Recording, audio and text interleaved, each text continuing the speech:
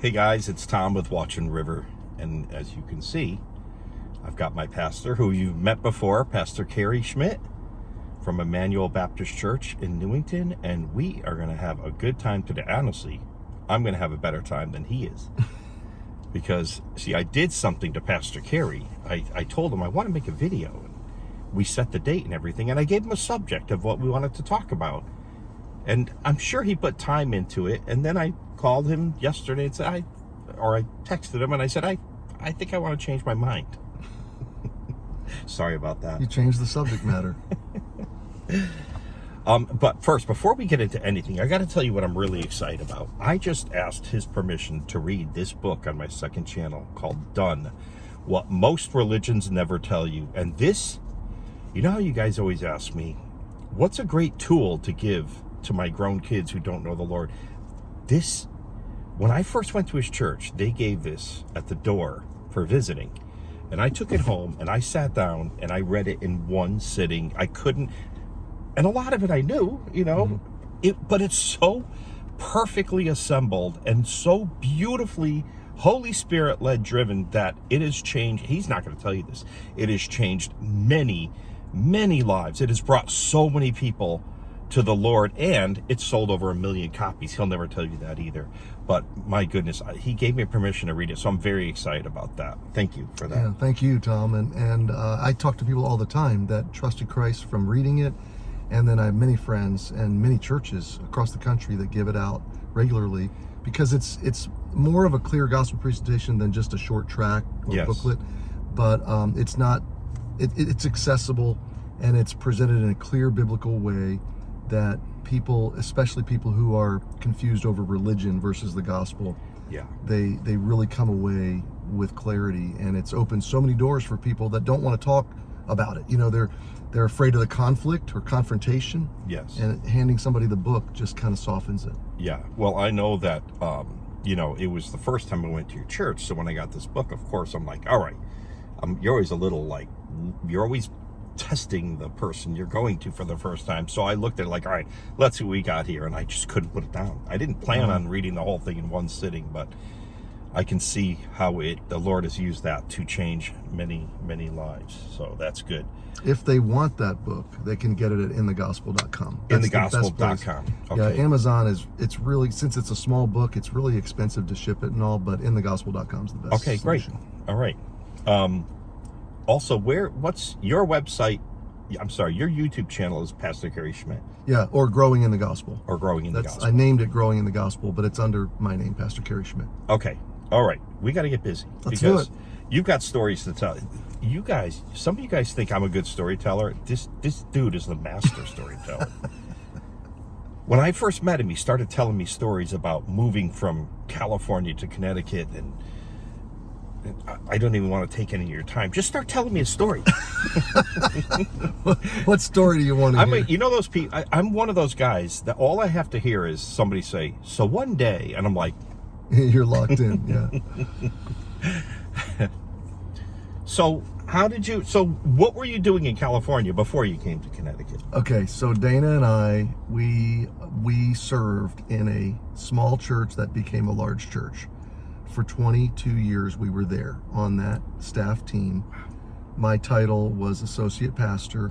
At the end of the time there, and God allowed us to have a wonderful 22 years there. Our family grew up there. I was leading the worship. For a long time I was youth pastor and focusing on especially upper senior high and young adults, college and career age. Yeah. And then I oversaw some other departments as the church grew. Just had a wonderful team, a wonderful place to serve, and God blessed those years. So that's what we were doing. Wow. Okay. Until the diagnosis. Yes. Tell us about the diagnosis. This is incredible what happens. So I was 41. So this was in about our 20th year of ministry. And my oldest Lance was in college, finishing college. My middle one, Larry, was finishing his 11th grade year, coming into his senior year. And then my daughter Haley was in about 5th grade. And I was having some symptoms. I had some swollen lymph nodes in my neck and under my arm, and I had some itching, and I thought it was allergies, so I just kind of rolled with it for a while, and then it didn't go away. And then I went to an allergist, and that allergist said, this isn't allergies. So then I scheduled a physical. I went in. This is early to mid-September of 2010. Okay. It's hard to believe. It's coming up on 14 years ago. That appointment, the doctor was alarmed by the lymph nodes, sent me in for a CAT scan. The next Monday I was in for the scan, and I'm just rolling forward. I still think I just have an allergy. Yeah. And I'm just dismissing all of this stuff as not serious. And then that Monday night, the doctor called at 9 o'clock at night.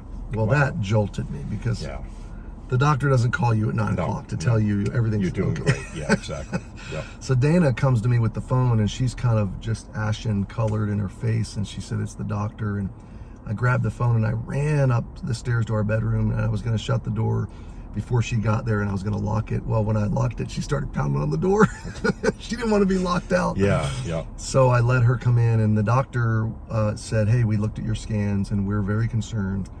You have masses. And this was a Russian man that spoke broken English, and I could hardly understand him. Yeah. But he said, you have masses in your lungs. And I said, okay, let me make sure I'm hearing you right. Did you just say I have masses in my lungs?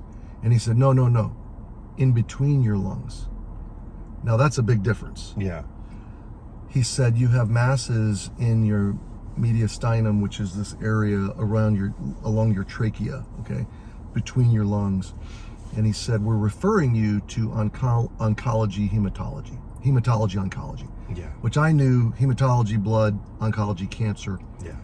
He then quickly hung up the phone. He wouldn't talk to me. Because I was going to ask him. He said, you need to talk to your doctor. Okay, bye. And he hung up. Wow. So I just looked at my wife and I said, well, I have masses in between my lungs, and they're referring me to oncology.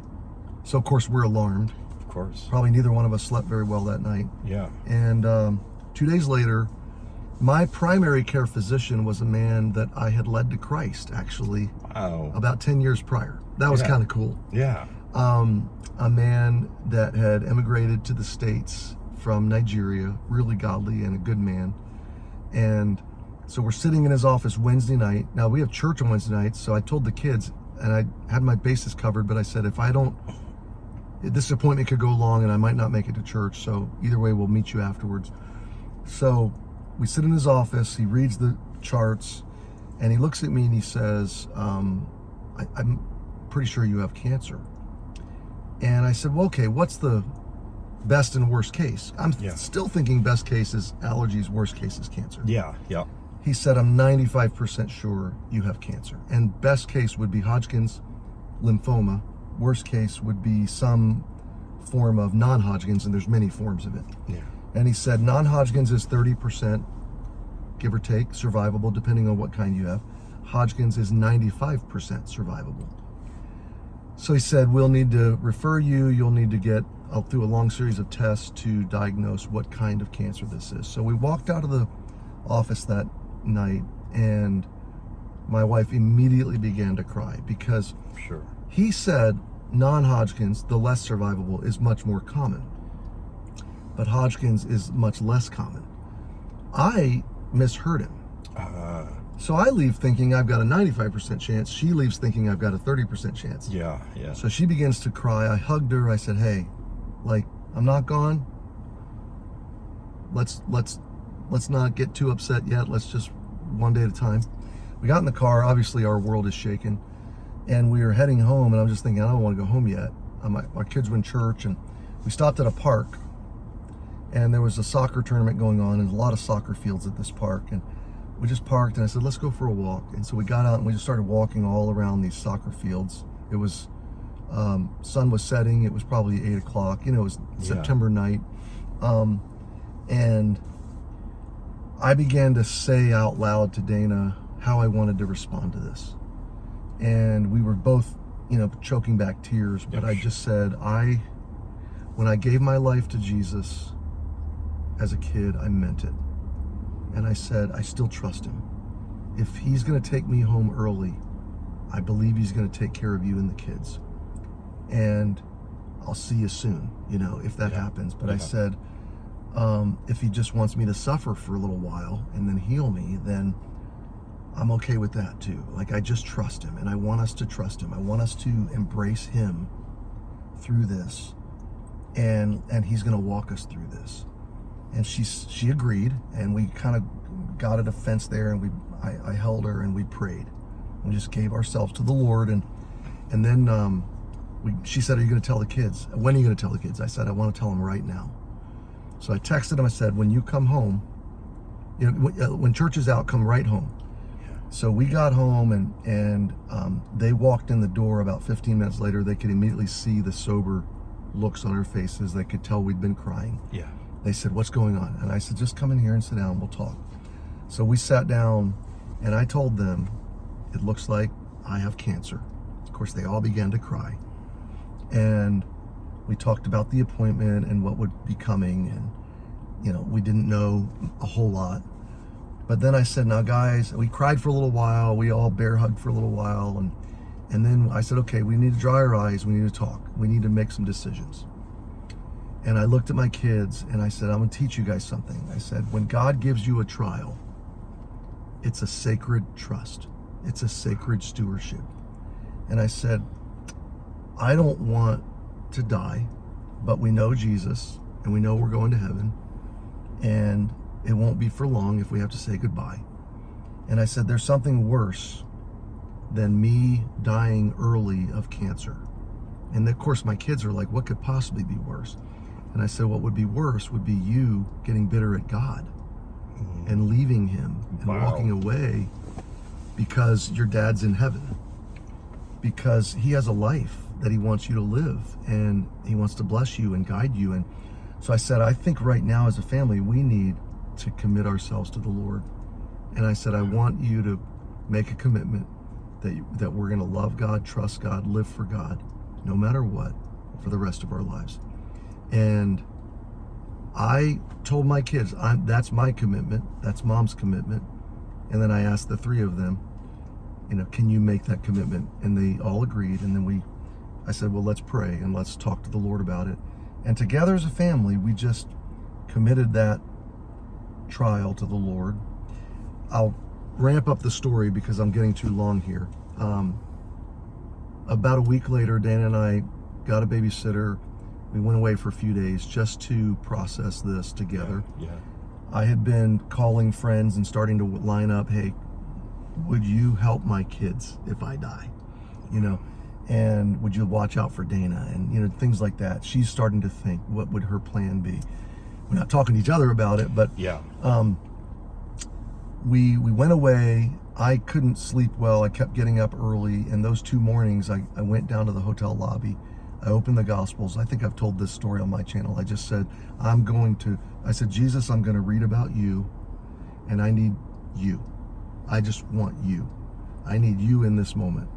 And I need you to let me know you're here. And it took me 2 mornings over about 4 to 6 hours to read just straight through the Gospels. And I had 2 overwhelming thoughts at the end of that reading. And that was, number 1, Jesus is real and he's going to walk with me through this. Well, like he said to the disciples in the storm, he said, be not afraid, be of good cheer. It's me. And the second overwhelming sense was that I had inadvertently become a Pharisee. That I had grown up with more of a legalistic mindset that God wanted to purge out of me. Because, Jesus is always interacting with the Pharisees. Yes. And when I looked at the accounts of his disciples and him and his enemies, I'm like, wow, I mirror that judgmental spirit more than I knew, Wow. It was really alarming to me. But over the next 6 weeks, we did not know what kind of cancer it was. So I'm just really kind of preparing to die after, a prolonged time. But about mid-November, no one was calling me with test results. They'd done biopsies and scans and all this stuff. We had one scan that just, you could see the black, it was a PET scan and all the cancer in my chest. It was alarming. And they're not calling you to give you updates on They're not telling me what kind of cancer it is. Okay.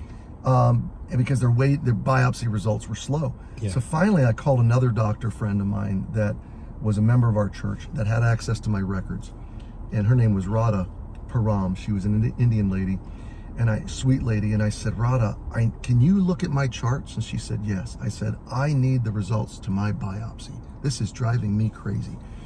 She looked it up and she said, oh, she got real sad. She goes, Pastor Cary, I am so sad to tell you, you have Hodgkin's lymphoma.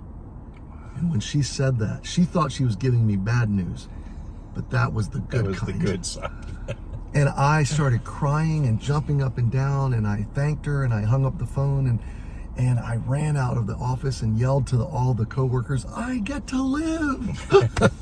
And I called Dana, and I said, it's Hodgkin's. Now, it still was not a guarantee, but at least the statistics. And our doctor told us not long after that, he was a man from Ethiopia, a Muslim man, who I witnessed to many times. And we became friends. I still am in contact with him. But he said to me, and this, he actually prophesied, and this shocked me, okay? When he knew I was a Christian, he knew I was a pastor. He said, listen to me. He said, and I'm going to say it the way he said it, you got to find another way to die. I said, what? You got to find another way to die. He said, cancer not going to kill you. He said, I'm going to take over your life for 1 year. Wow. And then you are going to pastor another church. He said that? He said that in that moment. Now, I didn't want to be a senior pastor, never aspired to that. But wait, did you ever talk to him about this after? Why did he say that? He knows I'm a pastor now. He said, I told you.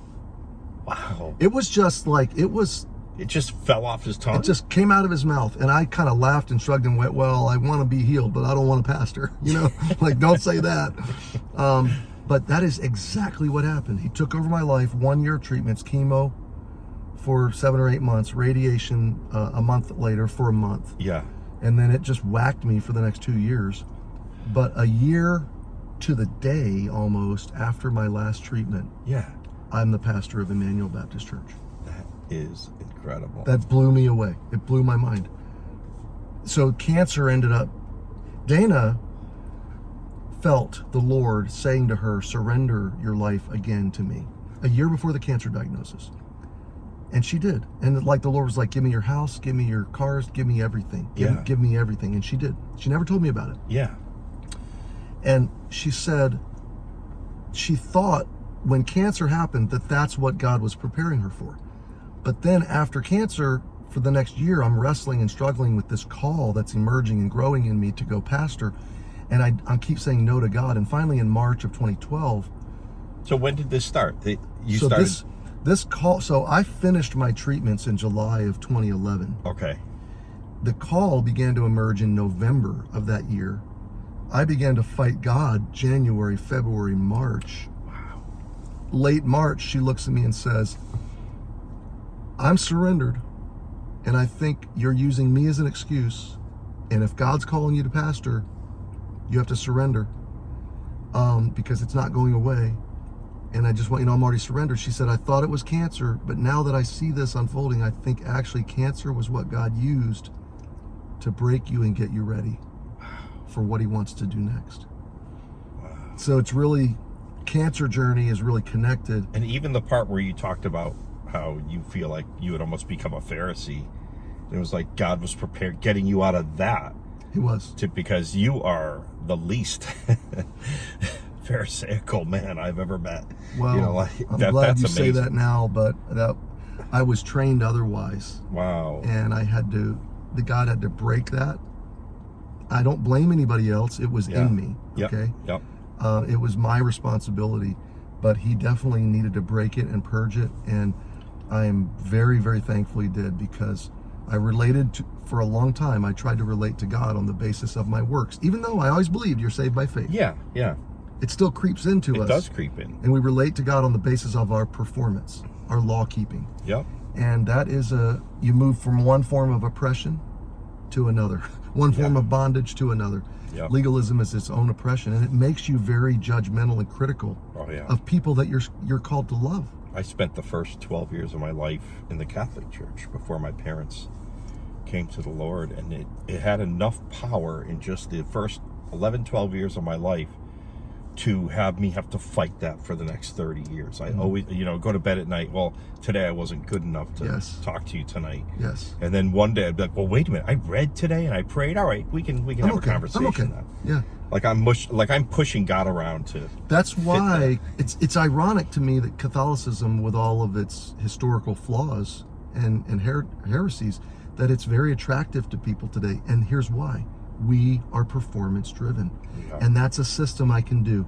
Yep. And it makes me feel like I'm achieving something spiritually. But it's very deceptive. That's what I love about when Christ was crucified and the temple curtain went from top to bottom.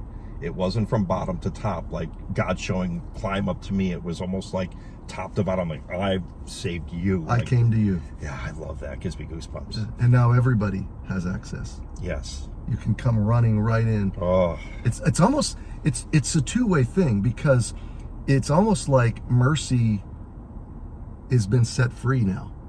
Like mercy breaks out of the mercy seat, and now it runs free to humanity. But it's almost as well, I now have access to God. So it's a two-way thing. And there's a song, Mercy Came Running. I don't know if you remember that song. Oh, man. I love that song. An old Phillips, Craig, and Dean song. Okay. Mercy Came Running. And it's like, the song starts with, I can almost see Mercy's face pressed against the veil. But then when it split, Mercy came running. That is so beautiful. For me. It is. It's amazing. Wow. So God started calling you to where? Well, he called me really to himself, and he wouldn't tell me anything else. Okay. He said, essentially, over the next, November to March, early April, resign and follow me. You're closing this chapter. Your assignment here is done. You're no longer needed, which cancer proved that to me. Yeah. I had 4 departments that I oversaw, and I had really good teams in each of those departments. And when I got sick, I was in bed a lot, and they just rolled forward without me. Yeah. So I really saw that they don't need me here anymore. Wow. And God began to just move in my heart. I'm leading you into the pastorate. That must have been hard, because you have a house there, your kids are there, you've been established for 20 some odd years. Yeah. I couldn't imagine it. I never had a plan B. Yeah. I never aspired to being anywhere else. It was so financially it was foolish, because it was the lowest point of the housing market crash. Ooh. And we had bought a house 5 years earlier, so we were underwater in our mortgage. It was just the worst thing, circumstantially, you just couldn't see it. That's why I had such a hard time with it. I was afraid. I was fear-driven mainly. I was afraid to pastor. Sometimes I still am. I was afraid of the sacrifice, financially and otherwise. I was afraid of how would I take care of my family. Yeah. I was afraid of uprooting my family from their life. Yeah. And I wrestled with God. And I can honestly tell you, looking back on that, it's a little bit embarrassing to say all this, but I had no intention of willfully disobeying God. But I was like Gideon, like I was stretching out the argument and the are you sure conversation. Yeah. And trying to get him to change his mind as long as I possibly could. Yeah. And what I would say, it was a 6-month wrestling match. The first 3 months, I was simply trying to vet, is this a call? His word, circumstances, his spirit, outside people talking and saying things. I felt like I was living in a fun house of mirrors, and God kept showing me the same thing no matter where I looked. But then the next 3 months were like me negotiating and trying to validate, like, God, is there any other alternative? Would you give me more information? Could you tell me where we're going? It was me withholding on that wholesale surrender. Yeah. Just sign the dotted line of a blank contract, let God fill in all the blanks. And that came all the way through. Okay, this is going to make the hair on the back of your neck stand up. Am I okay on time? Oh, yeah. Okay. So, the end of March, this moment where I was saying that Dana had talked to me, I was losing sleep. I wasn't eating much. My appetite was gone. I'm thinking, am I getting sick again? I was wrestling and stirring, and I was a restless human being. And one morning, Dana was watching this. She's seeing all this. Yeah. And one morning, I looked at her in exasperation. I said, "What is God doing to me?" And very calm and focused, she said, "Do you really want to know what I think?" Now, when your wife says that, and she's godly, like, I didn't know she had a strong opinion. Yeah. I was just almost like extemporaneously just expressing frustration. Yeah. And in this moment, it struck me that she's got perspective. And I said, "Yeah." And she preached in the next 5 statements the strongest and most convicting message anyone's ever preached to me. Really? Okay. You talk about prophecy. This woman became a prophetess in this moment. She said, okay. She said, "I am seeing you wrestle with God. And I'm telling you what I'm seeing, not because I want to see it. I don't want to go anywhere. I don't want to leave." She said, "But I think God's calling you to be a senior pastor somewhere." And now I'm I'm conviction. Yeah. She said, "And I think here's the thing she said. Number one, I think you're using me as an excuse." That's when she told me about already being surrendered, Yep. giving everything back to God. So she said, "I'm already surrendered. I was surrendered 2 years ago. So leave me out of it. This is between you and God. Stop using me." She said, "Secondly, I think you're using the kids as an excuse. I think you're afraid of the kids uprooting their lives." And she said, "Cary, me too, but God loves our kids more than we do. So if he's going to take us somewhere and do something else, he's going to transition them." Yes. She said, thirdly, and this is the one where I started to cry. She said, "I think you are afraid." She said, "I think you can't do it. That being a pastor is beyond you and your abilities, and you can't do it." And she said, "I want you to know, I think you would make a good pastor, and I would love for you to be my pastor." Wow. I started to cry right Yeah. Yeah. And then she said, "You're trying to figure it all out financially, and God's going to meet our needs." And then this is the clincher. This is the grand slam home run. This is the game-winning play. Yeah. She says, or the final nail in the coffin, whatever metaphor you want to use. Yeah. She said, "And Cary, I think you're trying to work through it like it's a midlife crisis. And if it's a call from God, you don't work through it. You surrender to it, Wow. because it's not going away." When she said all that, it took her 60 seconds to say all that. Yeah. Yeah. I mean, it flattened me, Wow. because she nailed me on every point. Every point got you. Yeah. So 2 weeks go by. I said, "Wow." I said, "I didn't realize you had such strong perspective." I said, "I'll get back to you on that." Yeah. Yeah. 2 weeks later, I'm laying awake for 2 weeks at night, and I said to her one morning, I said, "I think you're right." I said, "You nailed me." I said, I think I know what God is doing." She said, "What do you think?" I said, "Well, I'm going to tell you this so I have a witness. If this actually happens, it's going to be wild." I said, "I think God is calling me to senior pastor. I think there's a church that's falling apart right now." I said, "I think, we have 3 options. We could take a healthy church, we could plant a church, or we could be a part of a revitalization." I said, "At my health and all that and age, I don't think planting is the wisest. I don't really have an interest in taking a healthy church that any other guy could take. I'd rather be a part of something, that's hurting, that we could bring life to, or help to bring life to." So I think it's a revitalization, and I think there's a church. I think I know where it is. She said, "Where do you think it is?" And I hesitated. I said, "I don't want to tell you." I said, I hope I'm wrong, because I love the West Coast. And I said, "I think it's in New England." Wow. And she said, "Why do you say that?" And I started to cry. I said, "That's just the shape of the burden that God's putting on my heart at 2 a.m. when I can't sleep." And I said, I think the church has about 150 people, and I think something really bad is happening right now. And like they're going to go out of business or something. And God wants us to go and help them. And I mean, I'm getting chills as I'm telling you this. I looked at her and she said, why do you say all this? I said, I don't know.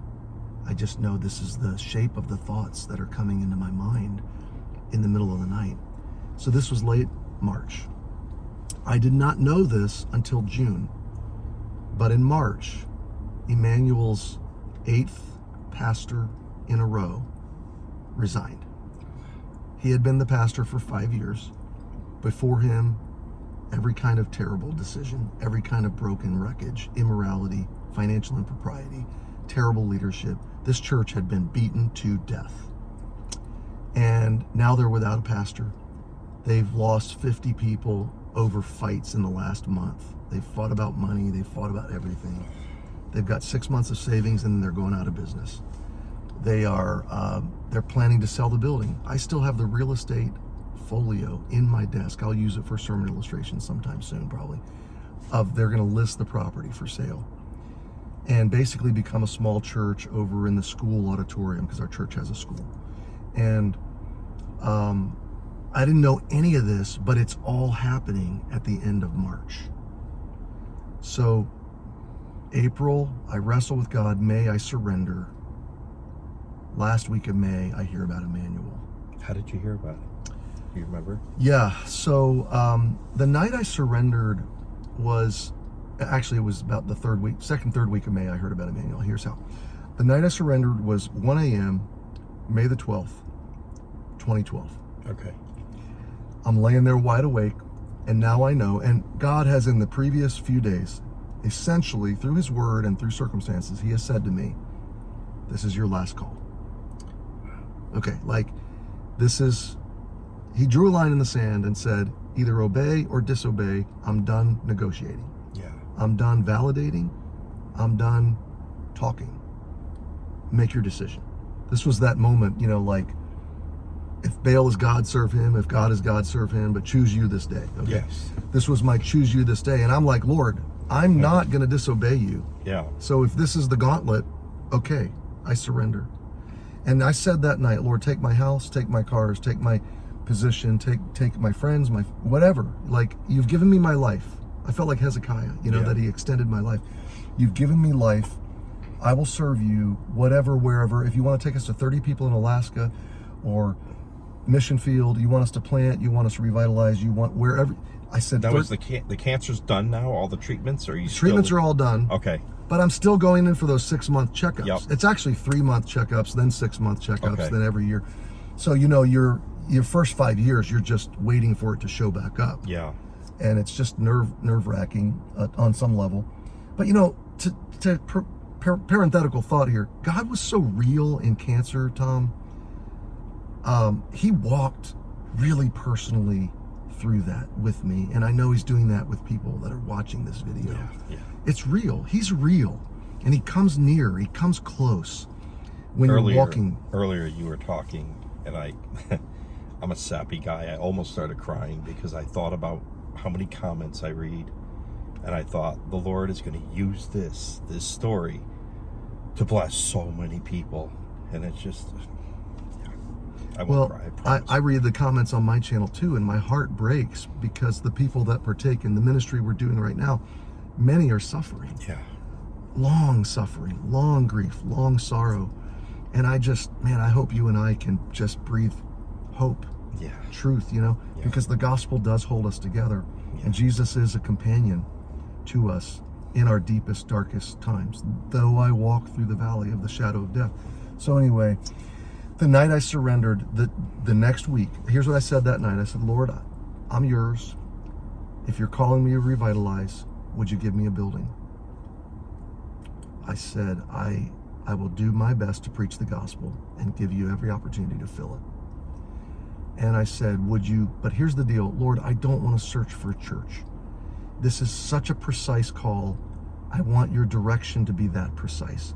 Yeah. So I'm not going to shop for churches. I'm not going to compare opportunities. I want you to pinpoint where you want us, and I'm going to go there. wherever it is and whatever it is. So that was Friday night. Okay. Saturday, Sunday goes by. Monday, I get a phone call. No, Tuesday, I'm picking up a friend at the airport. Okay. In LA, I'm driving back to the high desert, and he's a pastor friend. He's going to speak for us. And he says to me, and he's one of my counselors, and he says to me, "Hey, Cary, have you ever heard of Emmanuel Baptist Church in Newington, Connecticut?" I said, "No." He said, "This is my home church. It's where I was saved as a kid. They need a pastor. I know you've been praying. Could I give them your name?" And I said, "No." How come? Because I didn't know anything about the church, and I still didn't want human intervention. Okay. Yep. I didn't want man-made, doors. Yes. But I said, "Listen, hold that thought. Don't tell me about it. I will let you know if God tells me to be interested." So we changed the subject. Yeah. That was Tuesday. Wednesday, I got a call from my friend in Brooklyn. He's a pastor. And I was scheduled to preach for him like a week later for his high school graduation for his son. And he said, "Hey, Cary, have you ever heard of Emmanuel Baptist Church in Newington, Connecticut?" And I said, that's what I said. I said, "Oh my goodness." I said, "Have you been talking to Kurt, my other friend?" Yeah. Because they're friends. He said, "No, we haven't talked in weeks." I said, "So like Kurt didn't call you?" And he said, "No, why?" I said, "Okay, before I say anything, how do you know about that church?" He said, now he's pastored in Brooklyn for decades. Yeah. He said, "I've never heard of this church till yesterday." I said, "How could you be 2 hours from this church and never have heard of it?" He said, "That's just how it is." I said, "So how'd you hear about it?" He said, "I'm having a pastor's fellowship. I went to the hotel to pick up a guest speaker. A man came up to me out of the blue that I've never met, introduced himself. He said, 'I'm the pastor at Emmanuel in Newington, but I resigned. And do you know of anybody that could be the interim pastor? My last Sunday's June 24th or July 1st or whatever.'" And he said, "Cary, in that moment, God just put you in my mind." And I said, "I told the man, I have a name, but I can't tell it to you, and it wouldn't be interim." And he said, "I'll get back to you." So he said, "Cary, I can't tell you any specific reason, but God wanted me to call you and ask you about this church." And I said, "Well, that's a little bit strange, but hold that thought. I will let you know." So that's Wednesday. Thursday goes by, Friday goes by. I said on Friday, I said to my wife, "I'm going to call this pastor friend of mine in Texas. He's not connected to our work. He doesn't have any bias or personal agenda. I'm going to just ask him, how do you vet what God is doing?" I called him, told him what I was dealing with. He said, "Cary, it's a miracle that you're calling me right now." I said, "Why?" I've never called this man in my life, by the way. He said, "Well, when we were at a meeting preaching together in January," so this is May, back in January, he said, "I have a friend who's looking for a candidate for his church. And when I was with you in Seattle in January, God just really put you on my heart. But I told God I wouldn't put your name in for that church unless you called me." Whoa. And he said, "So now here you are calling me." And he said, I said, "So who's your friend?" And if this man is about to say, "Have you ever heard of Emmanuel Baptist Church?" I'm going to throw the phone down, Well, he said, "It's a friend that pastors in Rhode Island." Okay, New England. And I said, "Okay." He said, "Can I give him your name?" I said, "No, please don't do that, because if word gets out, our church is large. I don't want to hurt anybody. I don't want the story to take a life of its own." He said, "Well, can I just call him and see if he has a candidate?" I said, "Yes." He calls me back 10 minutes later. He said, "My friend Tom already has a candidate for his church, but Cary, have you ever heard of Emmanuel Baptist Church in Newington?" And now I'm like, I said, this man's name is Johnny. I said, "Johnny, I can't believe you just said that."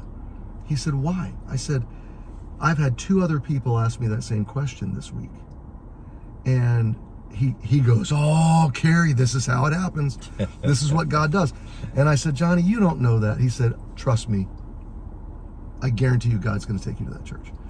I said, "Well, you pray for me." He said, "Can we put your name in Emmanuel?" I said, "Not yet." I said, "But this is really strange." So that's Friday. The next morning, so backstory, I said to the Lord the night I surrendered. And you know what he said, Tom? He said, "I don't believe you."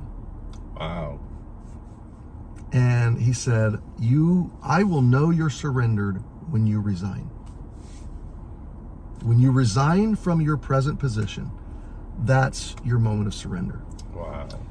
And I said, Lord, I will resign. I need you to set up the appointment. Because I don't want to just walk into this pastor's office that I love and have worked for 22 years and say, I'm resigning.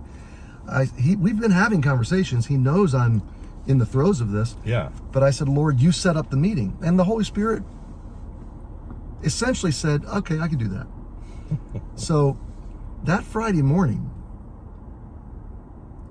I looked at my wife and I just had this strong sense, because Dana knew where we were at with this. And I said, I think our meeting, our appointment is coming. I think it's coming pretty quick. She said, oh, I do too. I just have a feeling that we're going to be in a meeting today or tomorrow. As soon as I said that to her, text message. Cary, can you and Dana meet me and my wife for lunch tomorrow, Saturday? An hour and a half away. He was coming back in from out of town. So we drove Saturday to this lunch where I'm going to resign. On the way down, now we're thinking about Emmanuel. On the way down, we're praying. In the car, I'm driving. Dana prays first. And she says, Lord, we're surrendered. We want wisdom in this conversation. We want to know your guidance. And if you want us at Emmanuel, I'd really like to hear it from our pastor. When she said that, I looked at her like, that's the dumbest prayer I've ever heard anybody pray. And I even said that. When she said amen, I said, why did you pray that? Yeah. I said, he doesn't want us to leave. He's never going to tell us if he knows about this church. He's not going to recommend us to leave. Yeah. He doesn't want us to leave. And she shrugged her shoulders and she said, well, he's still our pastor. And I'd like to hear it from him. And God can do anything. And I said, okay. So then I prayed. And I almost wanted to apologize for her prayer, you know. Yeah. We get there to lunch. For the first hour, my pastor friend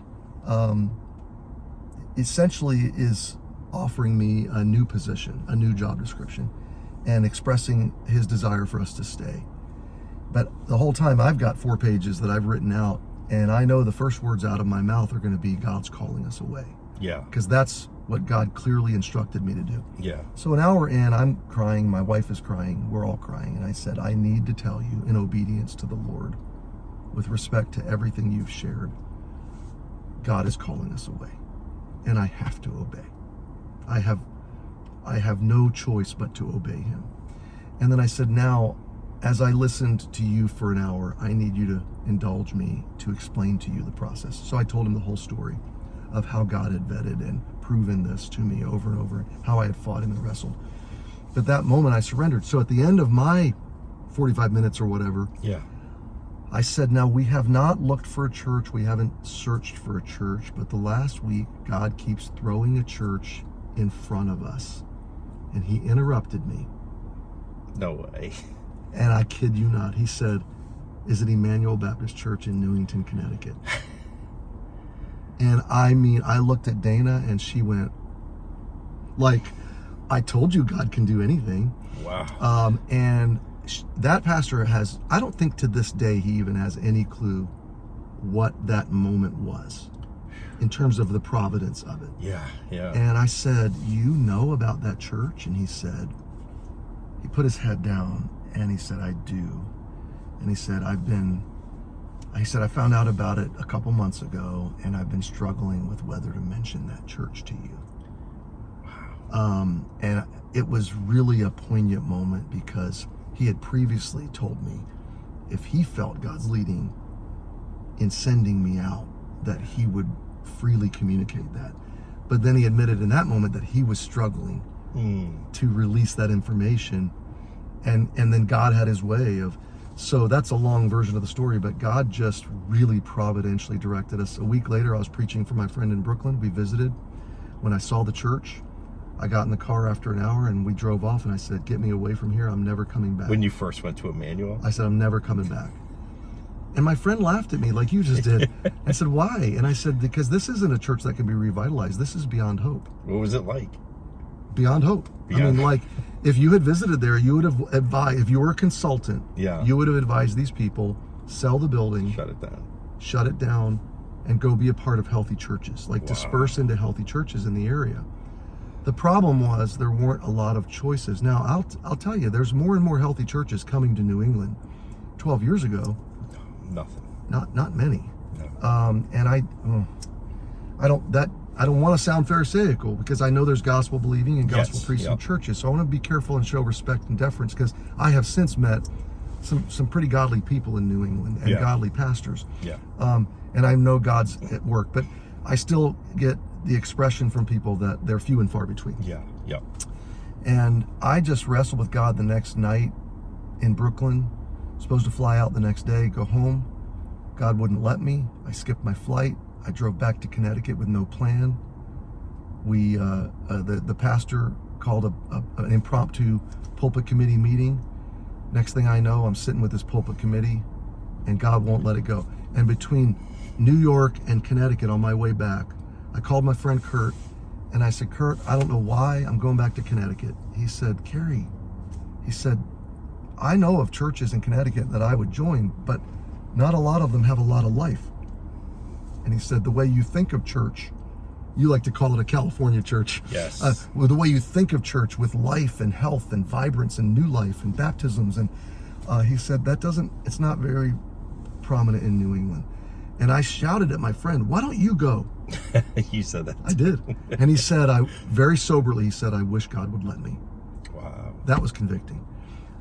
He said, Cary, I'm telling you, he said, if Emmanuel will have you, Connecticut needs a healthy church.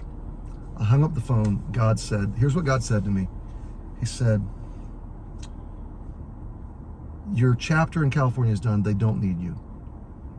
Here's a church that's hurting and can't sustain a 6-month or 12-month search for a pastor. They've got a pastor for 1 more month.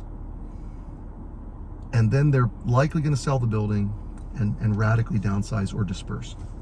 Are you okay with that? And my first answer, I'm ashamed to admit, was yes. I said it out loud. I said, yes, I'm okay with that. And then I immediately began to weep. And I said, no, I don't mean that. I don't mean that. And this was out by Waterbury. I was coming up 84. And I said, okay, God, okay, if this is where you want me, I don't know why you would do this to me. But okay, I surrender. I was like Nineveh, man. Like Jonah in Nineveh, you know? Yeah. And it's embarrassing to say that, because now what you know and what I know as Emmanuel, like if I'd have known, Tom, that that's what God was going to do, I would have sprinted to Connecticut. So. Yeah, because this church, our church is, I mean, everyone that goes in says, a lot of you guys, a lot of viewers from this channel. A lot have visited, yeah. Have come to visit, and they all say, like, whoa, there is something. You know what's here? The Spirit of the Lord is here. I said, that's because Pastor Cary puts the Lord first. And you can tell from you to the whole staff all the way down, Jesus is first in that church, which is a rarity in a lot of churches, sad to say. Yeah, yeah. Wow. And the rest is history. Those are long stories, aren't they? They're great stories, though. There's more to it, but you know, they asked me that a few days after that visit to candidate. We flew out with my family. The first service was the saddest thing I'd ever seen. 90 people in the room in a 1,000-seat auditorium. They all sat in the back. Nobody talked to each other. They sat like together in the No. They all sat little pockets of people. Yeah, just one family at a time. Wow. And it was just, now I look back and I realize they were discouraged. Yeah. And they had been discouraged for a long time. The pastor before me was a good man, and did a good job of nurturing people. But they had just been really betrayed prior to that. And they were sad. And a lot of them had been saved in the church in the 70s and 80s, and they never stopped believing that God had more for Emmanuel to do. That God could, and that's, you know, the human vessels of the story. I say all the time, God's the hero, Jesus is the hero, but we're standing on the shoulders of about 50 or 60 senior saints that never stopped praying for the revitalization. Well, didn't one of the guys on the board say, I've been praying for you, I've been praying for this? What was that? Well, yeah, in that meeting, that pulpit committee meeting that night was 6 hours. I walk in there with a bad attitude. I'm tired. I hadn't had lunch. I sat in traffic for 3 hours.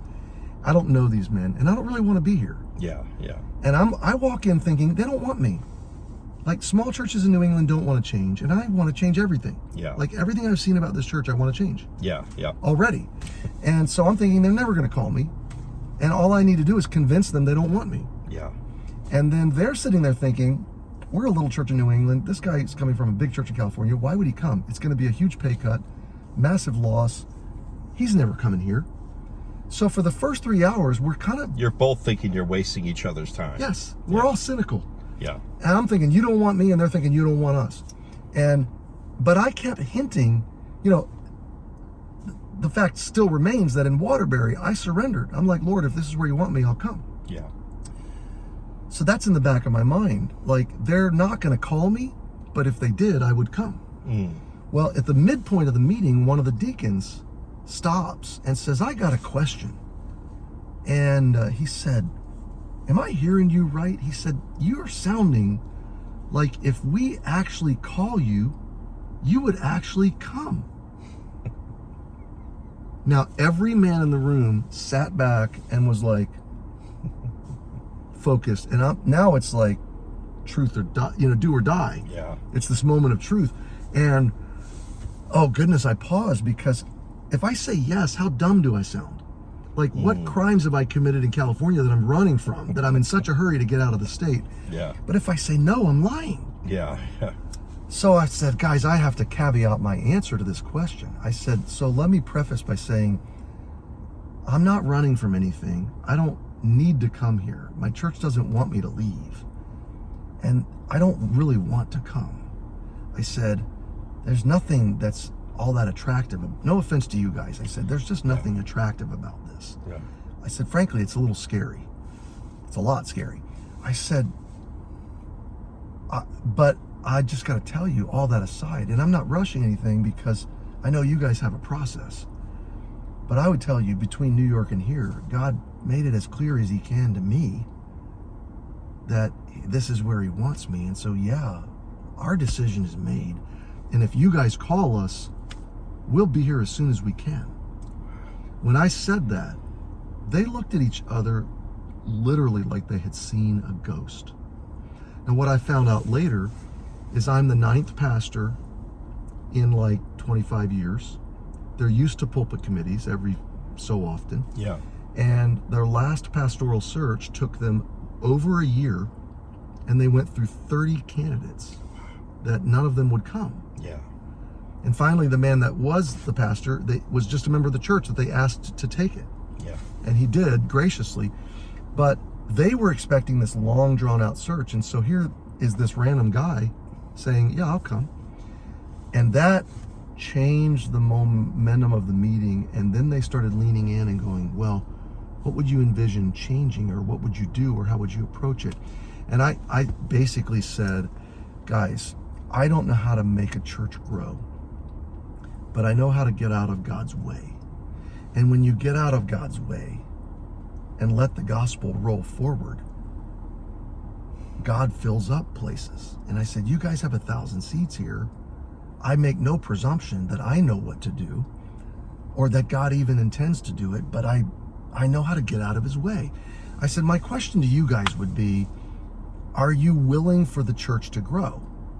Not can we make it grow together, not can we put together some strategic plan, but just like, are you even willing? Because I fully expected them to say no. Yeah. Tom, I've had church boards that I intervened for with other pastors look me in the face and say no.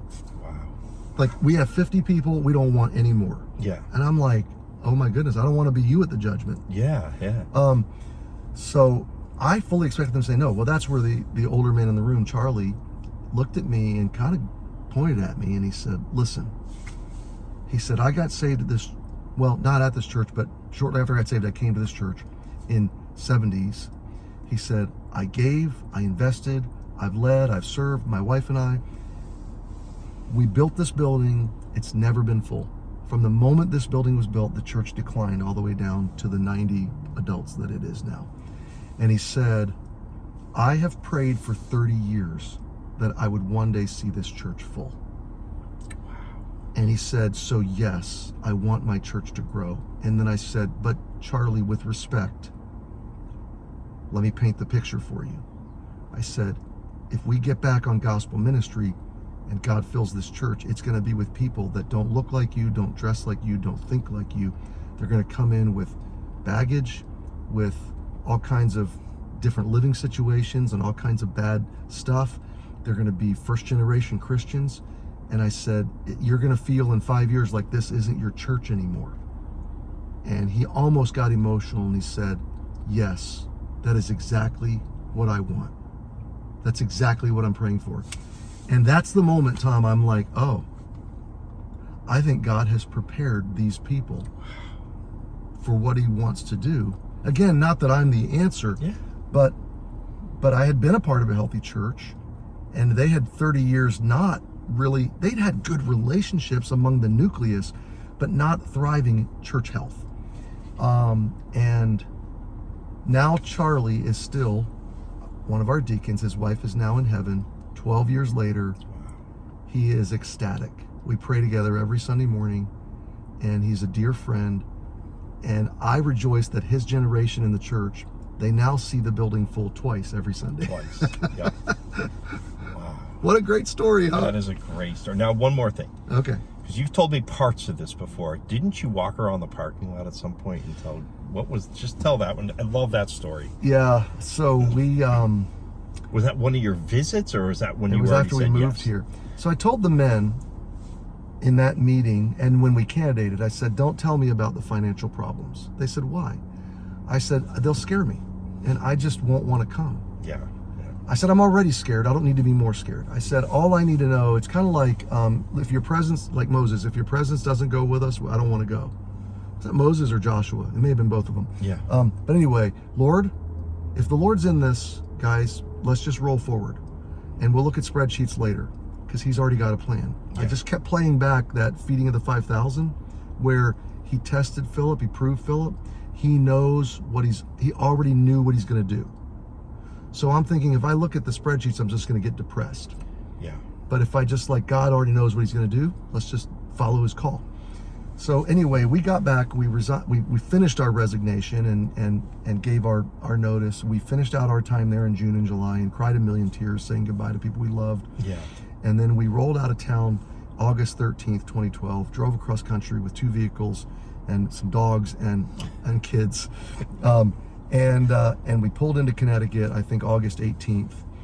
And my son Lance was finishing college. I had said to him, Lance, I know you have lots of opportunities to serve the Lord, but if you want to serve with us here at Emmanuel, I would be honored. Which he came by faith. He got a job at Enterprise Rent-A-Car. He volunteered. He was really the first staff member, but he was volunteered. Yeah. And then we brought him on full-time, and a year later, he was our second full-time pastoral staff member, but our first that volunteered. But we hit the ground running October 18th. Every week, the bookkeeper would call me and say, Pastor, I need to transfer. So our offerings were about $6,000 a Sunday. And every week she'd call and say, I need to transfer $5,000 from savings to pay bills. And I had already taken about a $35,000 pay cut to come be the pastor. So I'm already trying to figure out how to pay my bills. But now I'm seeing that the church doesn't have a sustainable model. So every week for 5 weeks, so about the end of September, early October, I asked her, I said, do you have to do this every week? And she said, pretty much. I said, could you print off the two years worth of checkbook ledgers and just give them to me? She did. I got that stack of papers. I went to a Dunkin' Donuts over here in Newington. I sat down, I spread those papers out. I began to do some math and build my own budget. And that moment was cold water in my face. Wow. For the first time, I realized the patterns were that we were receiving $6,000 a week, but we needed $11,500 a week. Wow, so half. So we were more than $20,000 in the negative every month. Wow. Now here's the safety net, and this is where God was so gracious. We had $120,000 in savings. But now at this point, when I realized this, we're down to about 100,000. Yeah. We're spending it $5,000 a week. So I did the math real quick, and I'm like, 5 months, 6 months, we're out of money. Yep. I called one of our finance team guys and I said, hey, the budget that you guys did in July before I got here, it burns through all the savings within 6 months. And he said, I know, I voted no on that budget. He said, but they overruled me. He said, I told them we might as well set this money on fire. I said, so what was your guys' plan? He goes, you. He said, that's why we're glad you're here. I said, I don't have a plan. He goes, well, you know, we guess God does, you know. And honestly, I don't remember the rest of that phone call because I was just numb. I just remember getting off the phone going, what now, you know? And I was just numb the rest of that day. I was in a daze that night, and my family was struggling. I got to add that too.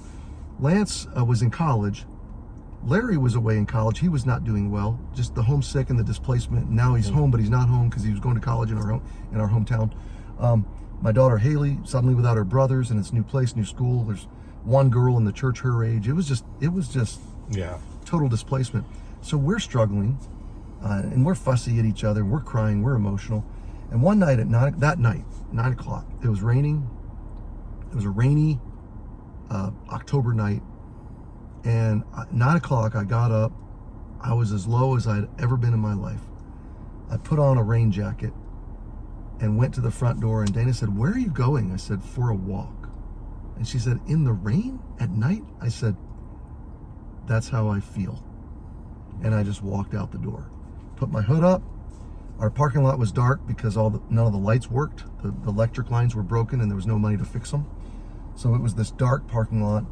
And I walked down the hill from our church about a mile, a little over a mile, to Dunkin' Donuts in the rain. And I complained to God the whole time. Yeah. God, I surrendered to you, but I don't want to lose my family. I don't want to lose my kids. I can't pay my bills. We can't pay the church bills. Why are you doing this? And honestly, Tom, all the way down there, I thought, this is cancer number 2. In other words, cancer broke me, and now senior pastoring is going to break me. And as I'm coming back up the hill from Dunkin' Donuts, it occurred to me that I should surrender to brokenness. And God began to bring stories to my mind like Noah, who built the ark and nobody but his family got on it. And he preached righteousness for all those years, but nobody listened. And Jeremiah, who for the most part, almost everybody, not everybody, but almost everybody rejected his message. And he would have felt after 40 years of ministry like a failure. He never knew about Daniel, Shadrach, Meshach, Abednego, Ezekiel, and Babylon benefiting from his 40 years of ministry. He never knew that we'd be sitting here talking about him thousands of years later. But in his time, he would have not had metrics to consider himself a success. And I thought, maybe God brought me here to break down the idol of metrics.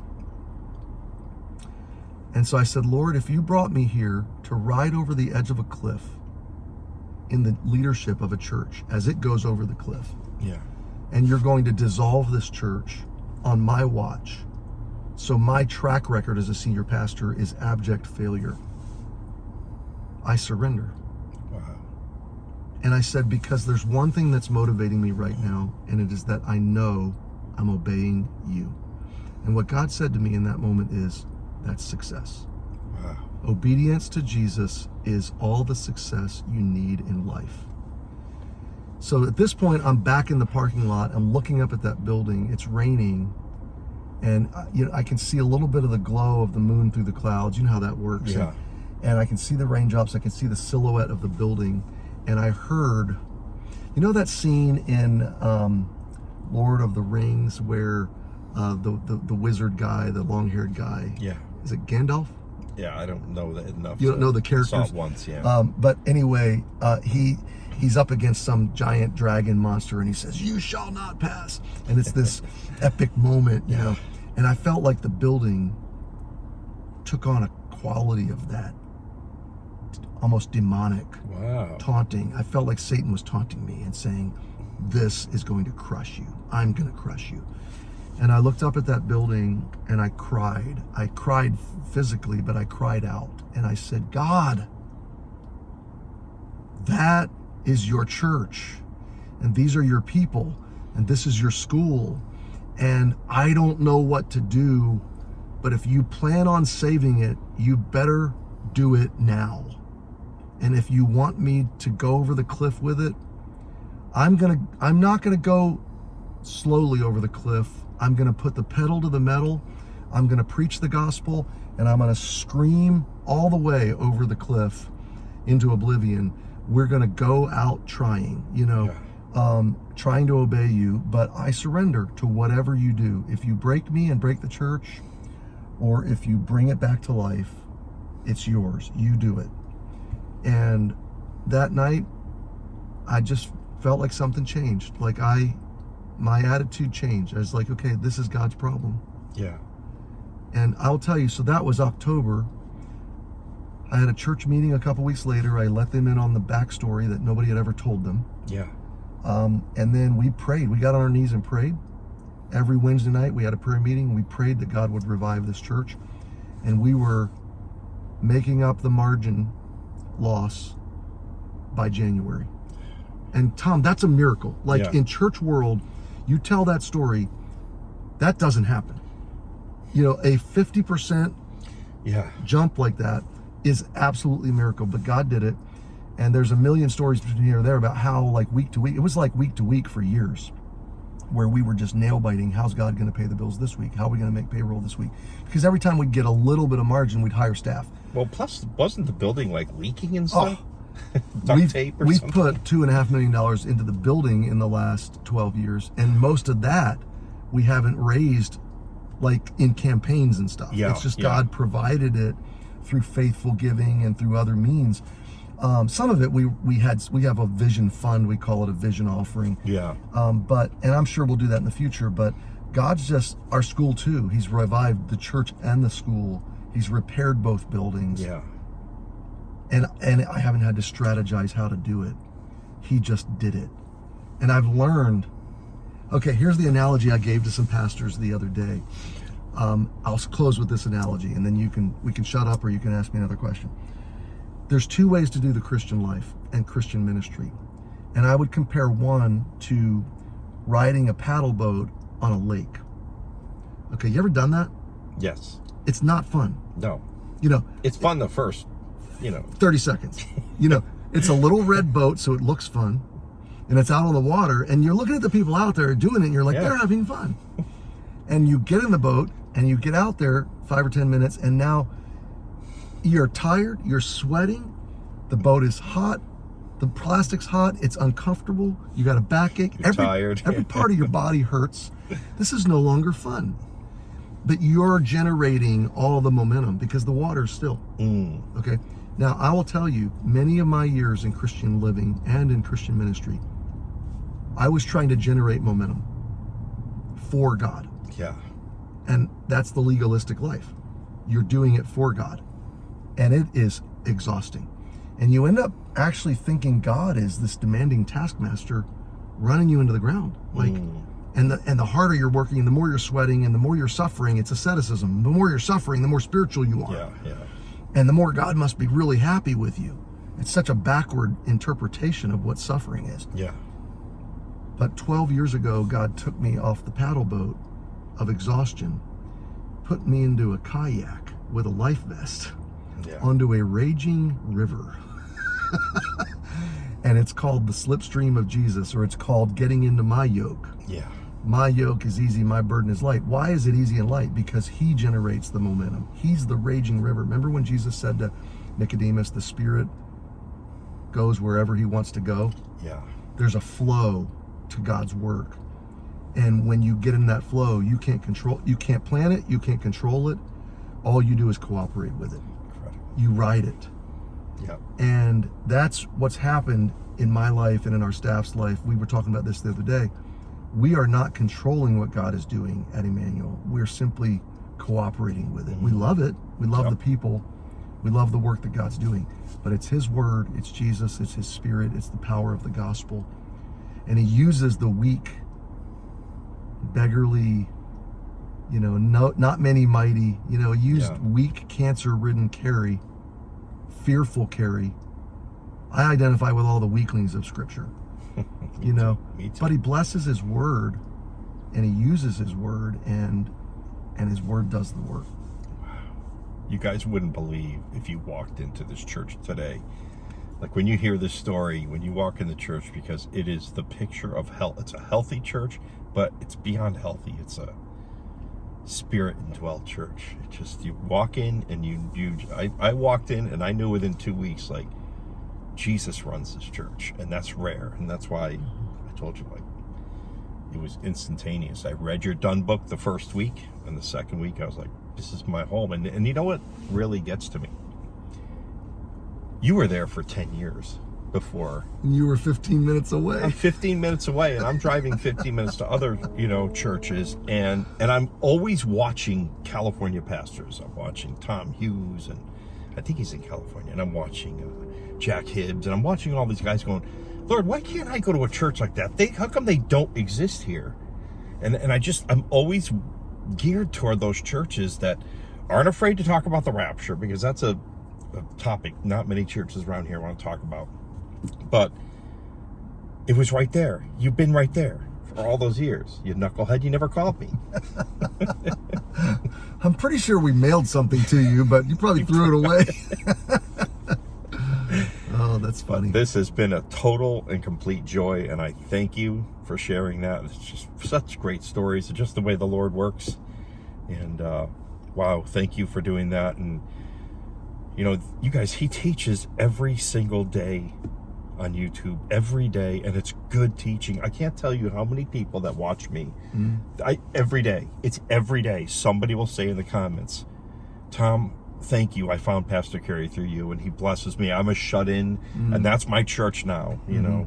It's precious. Yeah, That's so awesome. Growing in the Gospel, look that up on YouTube. And I'm going to put a link for this book to the website. What's the website called? inthegospel.com. Inthegospel.com. And there's really good, we've tried to make this book as affordable as possible. I think at the lowest price, it's like $3. Okay. Because we want people to be able to give it to friends. Yeah. And again, I was, not to lengthen the video, I was at a church not long ago preaching, and the pastor at the introduction said, if you got saved from reading the Done book, please stand. And I think 25 or 30 people stood up. Yeah, it's powerful. Every week of my life, someone's telling me, I gave that to a friend or family member that wouldn't listen to me. Yes. And I just asked them to read it. So it takes away the contention. Yep. And it disarms people, because it is lovingly confrontational, but it's not contentious. The book isn't. Yeah. It just works them through the basic principles of the gospel with simple illustrations, and I find people to be very, very receptive to it. And so I do hope God's just given this book a life I never expected it to have, and praise the Lord. Last thing I want to say, Tom, is pastors are known for embellishing their stories. Okay? Yeah. I've heard it my whole life. Yeah.